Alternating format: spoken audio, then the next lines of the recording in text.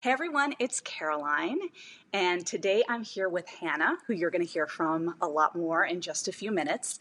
And this is part of our series where we pull back the curtain on what the career change coaching experience is like, and you can hear stories directly from people about their process, their journey, that hopefully will inspire you to make your own moves, whatever it is that you want to do in your own career. So, Hannah, I'd like to hand over to you, and if you don't mind sharing what's going on in your career and life right now? Sure. Thanks so much, Caroline, for having me. It's lovely to sort of see you. So I am now the owner of a very small events planning business called A Bird with a Plan. It is not my full-time job per se, but it is my business, and I launched it in January. And honestly, the fact that I'm even still trying to build the business and just keep going is a testament to where my mindset is versus a year or two ago. I know, if it was this exact situation 2 years ago, I would have honestly thrown in the towel months ago and I would have never even started. So I think for me, the biggest shift that I had after coaching was definitely my mindset, because I'm able to, keep taking steps and keep moving forward despite all the uncertainty. And more than anything, I think, well, for the first time in like a very long time, I actually feel happy, like more often than not, which is, I mean, it sounds a bit emo to say it, but I think it's sort of something I'm actually starting to realize, that I wake up and I feel happy at the beginning of the day and not dread. That's amazing. Thank you for sharing that. And yeah, you've made so many shifts, mindset, and also external moves, which we will definitely get into and share with folks in just a minute. So if you wouldn't mind going back to those dark days when you were unhappy and woke up with dread, I remember those calls actually. And it's so cool, by the way, to see where you are now. If you don't mind sharing a little bit of what you were doing then, what was going on in your career that made you decide to commit to coaching? So I had a full-time job, but I was working in DC for a few years. My job focused on Middle East foreign policy. I loved my coworkers, and I was actually in the field that I, actually studied for, which is international studies. So it seemed like things should have been, I don't know, working out, but I was honestly extremely unhappy. I was always stressed. I was always anxious. There was very few sources of joy at all in my life. And I think things got a bit worse after I moved to New York with my um, boyfriend at the time, now fiance. And I hated our apartment. I hated our neighborhood. I had no friends. I was like physically stuck. It just got so much worse. There were times that, of course, that I did like my job. I was there for, I've been there for almost 7 years now for a reason. But like for the most part, I was more depressed and drained of energy than anything. And I just thinking that, if this is going to be the rest of my life, it was like making me like physically sick to think about it. But I just couldn't imagine like what the heck else I'm supposed to do instead. So, it was definitely very disheartening to realize that, after so many years at, the job and going to college for it and, sort of wanting to work in that field since high school, that, oh, like this actually isn't the best, option for me. Like, why did I waste my whole life on this so far? What am I going to do the rest of my life? So it was just a lot of anxiety and stress and overwhelm. And I was just, not making any progress forward on my own. Yeah, wow. Sitting here listening to you, it's such a stark contrast, and all the more testament to the not only where you are now and how amazing it is, but the effort it took to get yourself from that space. Because I'm sure everyone's had some experience where they've been unhappy in their career, and when there are so many forces and so many elements of life, not just career but where you were living and your neighborhood and all that kind of stuff, and the feeling of, gosh, I've committed so much time to this was the path that I thought was going to work out. It is such a testament to you, that you are where you are now and thriving on top of everything else. So thank you for sharing that. I'm so glad you've emerged.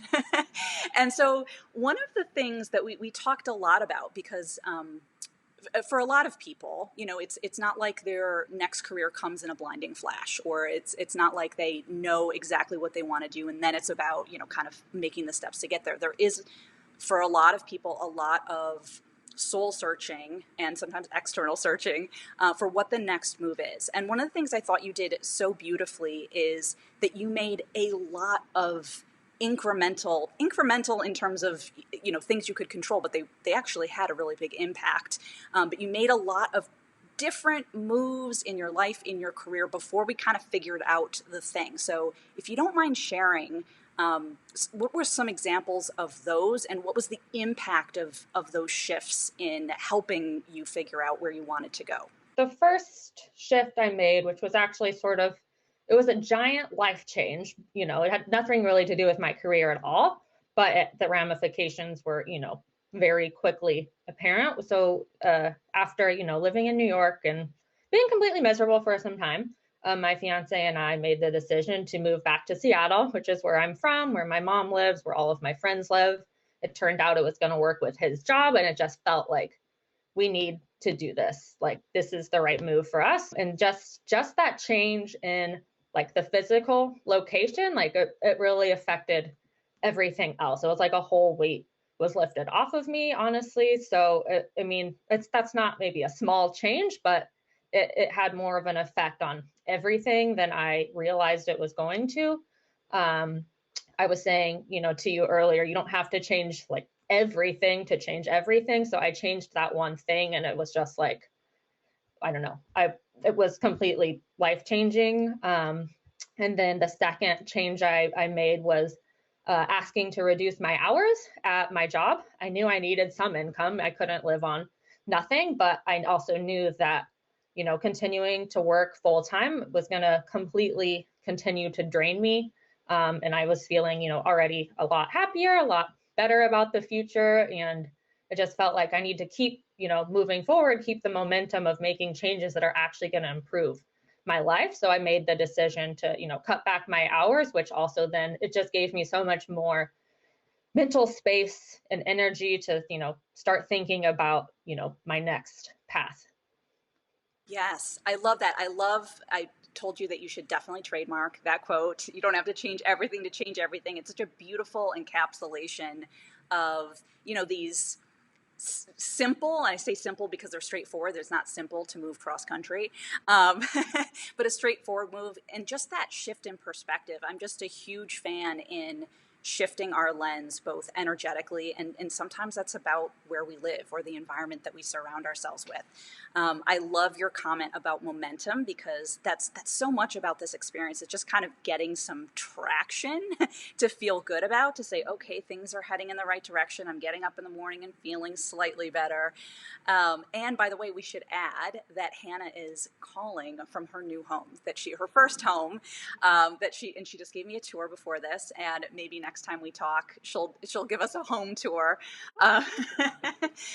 because it's lovely, and I'm eating my heart out right now. So all of those incremental steps, and not waiting. I think so many people can fall into that trap of kind of waiting till everything perfectly falls into place, and whereas just kind of getting moving and shifting things can actually give us that view into what the right and best ultimate decision is. So congratulations on all of those moves. And you mentioned your fiance, but you've also gotten engaged, so that's been another big change.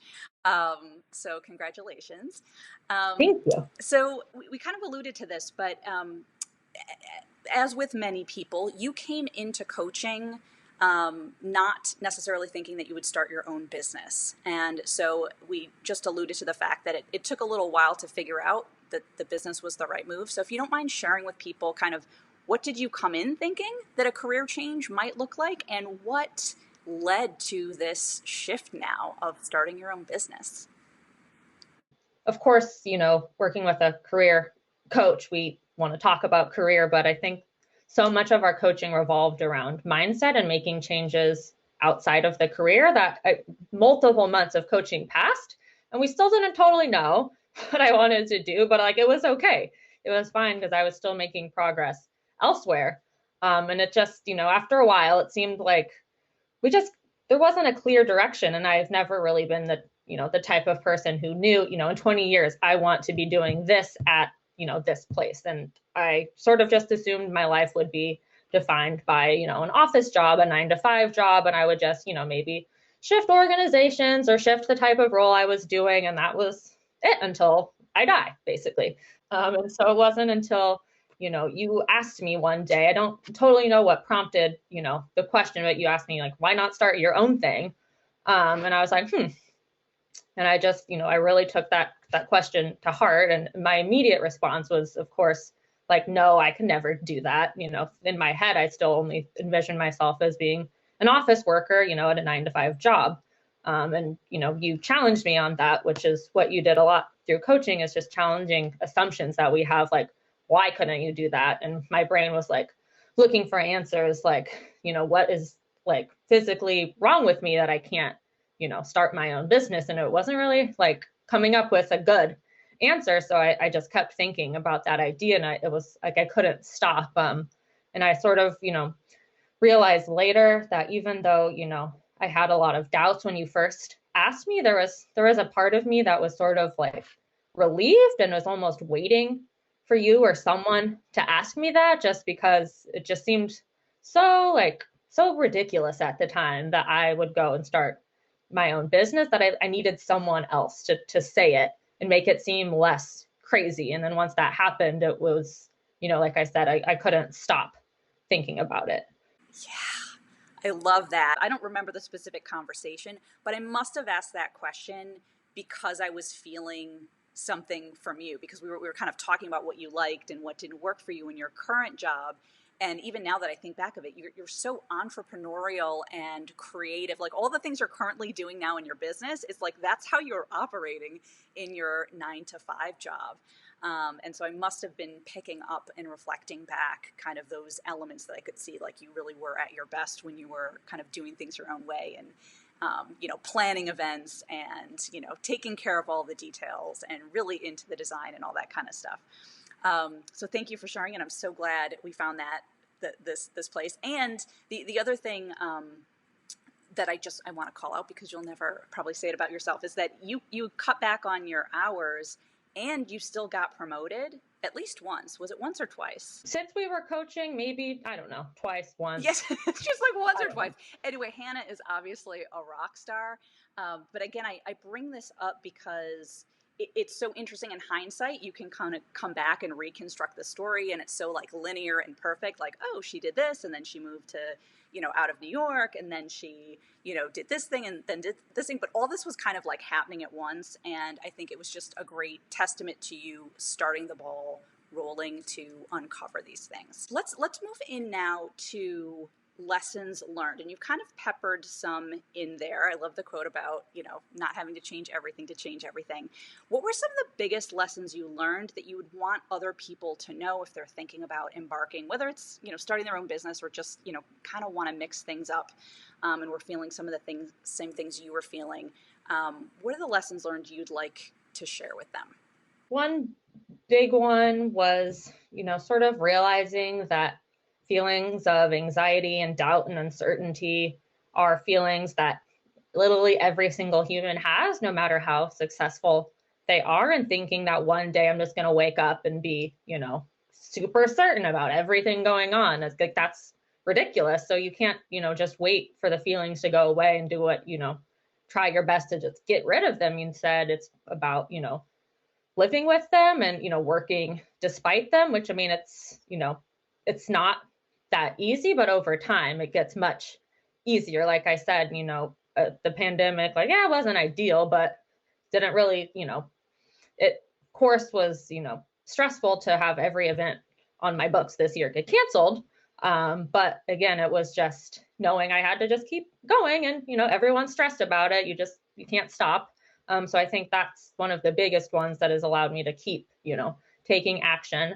Another one is, I struggled, I think, a lot with like judging myself based on, how well I thought other people perceived me. So, sending in resumes and not getting responses, sending emails and not getting responses, I would, sort of take that as a judgment on me, like as a person. And I guess it was after sort of practicing that more and more and realizing, just because someone doesn't respond to your first email or, any email that you send doesn't mean that it's a reflection on you. It means they were probably busy, they don't have time, they forgot, it's not about you. So not taking these things so personally is really important. And now, I can send off a cold email to anyone in the world and I'm just like, whatever, maybe they'll respond, maybe they won't. It's fine.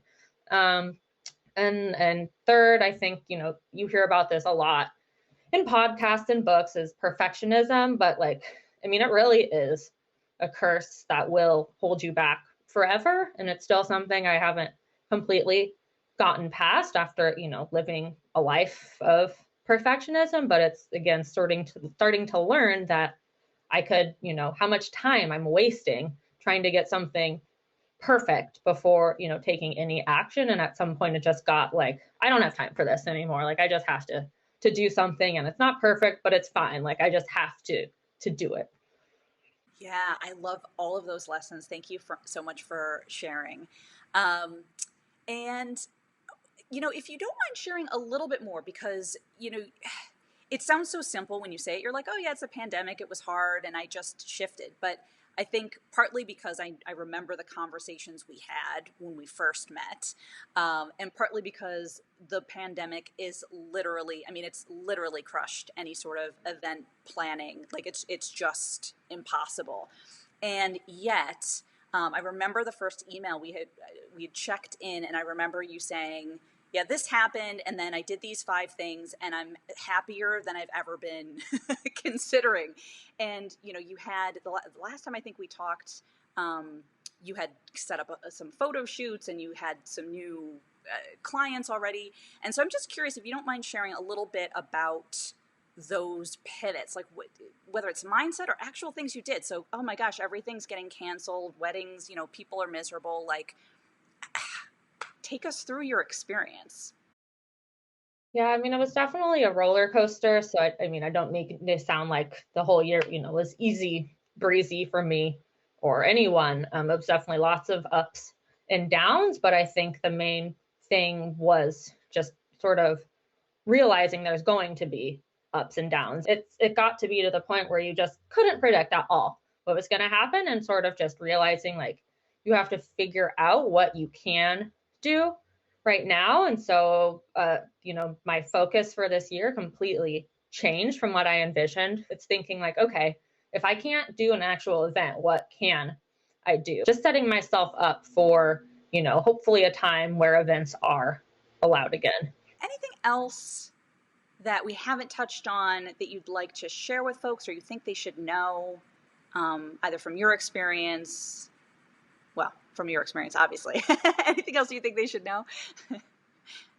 Just in terms of, life, what I'll say is one thing that helped me so much that, it sounds so cliche now, because everyone, is out there saying you have to wake up at 4 a.m. to be successful. Otherwise, you're a huge failure, which I don't agree with at all. But what I did find helpful was creating space between waking up and starting my work day, and that sort of set up the whole day to just go a bit better. So instead of just literally waking up in my bed, looking at my email and all of, the stuff that I had to deal with, and going to my laptop to deal with this stuff while maybe toasting a bagel at some point during the morning, that was my morning routine. And now I wake up earlier.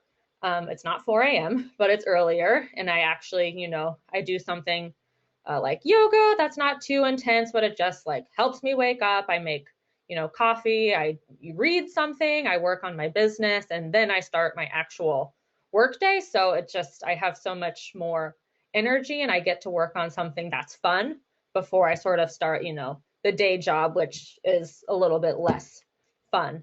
And then I guess if you want me to speak on, what I would want people to know about hiring a coach, or if that was a separate launch, you go wherever you were going to go. Great. I guess I'll say this is sort of a lessons learned thing as well. But I started seeing hiring a coach, hiring you as when going to see a naturopath versus going to see, a specific doctor, because, you can go to a doctor and get a treatment for one thing, but they're not really treating, what's actually wrong per se. And so, working with a coach, it is taking a bigger picture. It's looking at all of the aspects of your life and not just, the career and, the office job I was envisioning. Like coaching wasn't about, finding a new office job. Like that was not the point. It was about how to sort of upgrade your whole life and sort of taking like a willy-nilly approach of like, I'll listen to a podcast about this week. I'll maybe, do a personality test, read a book. Like that didn't get me very far. And I imagine it doesn't get others very far because it's so specific and it's just looking at one thing that maybe helped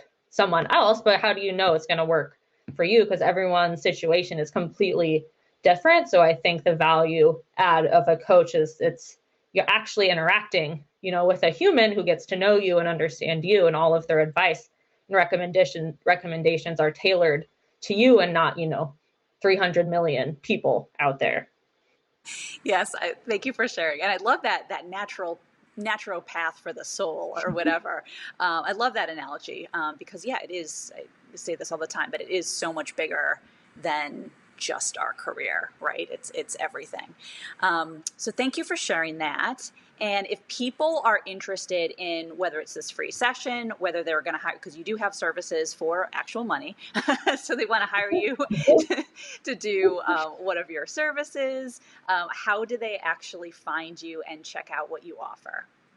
Sure. So you can find me at my website, which is www.abirdwithaplan.com. It's spelled exactly how it sounds. No funny business there. And you can also find me on Instagram at abirdwithaplan.events.